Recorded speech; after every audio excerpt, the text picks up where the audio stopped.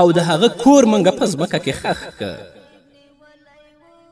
او هیڅ څوک نه و چې بیا د قارون کومک او مدد یې کړی وی د الله نه سوا او نه د قارون په خپله مدد وشه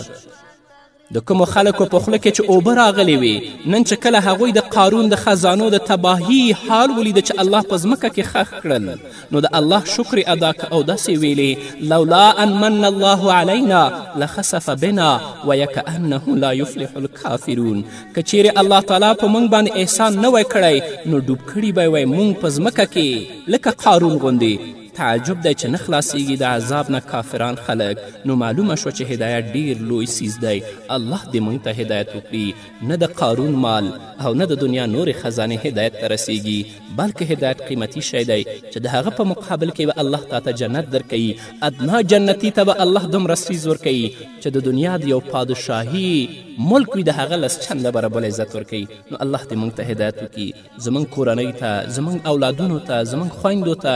زموږ میندو ته زموږ ښځو ته دې رب العزت هدایت وکړي چې ټول په عزت سره په اوچت سر سره او په اوچته غاړه سره د الله په حضور کې ودرېږو او الله موږ جنت ته داخل کړي په دې هیله قدرمنو اورېدونکو دا وه زموږ نننۍ خپرونه چې ستاسو درانه حضور ته وړاندې کړه تر بلې خپرونې پورې چې زه بیا هم ستاسو درانه حضور ته راځم تاسو ټول په پاک رب سپارم پاتې ژوند او پاتې ورځم نیکمرغه پاک الله مو مل شي ټول انسانان پیدا نرم وښکلي دین لره زده کړه یې پکار ده په دنیا کې هر مؤمن لره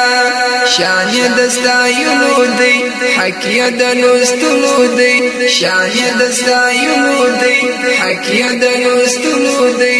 دا منبع د پوهې د مؤمن ولس لپاره دا د هدایت مسیر حق د معرفت مسیر دا د هدایت مسیر حق د معرفت مسیر دا زموږ ولس د ستر انعام دی د ژوند لاره څوک چې کړي خدمت د دین د ژوند په پړاوونو کې ستوري معلومیږي د اسمان په مینارونو کې دا د حکمتونو لار د برکتونو لار دا د حکمتونو لار د برکتونو لار تل به کامیابیږي معلومیږي له کرداره دا د هدایت مسیر حق د معرفت مسیر دا د هدایت مسیر حق د معرفت مسیر دا زموږ ولس د ستر انعام دی د ژوند لاره تل دې وي قایم دې وي ژوندي دي دا سرونه وي چا چې غوره کړي د اسلام دین خدمتونه وي موږ په هر دم باندې ستایو په قلم باندې موږ په هر دم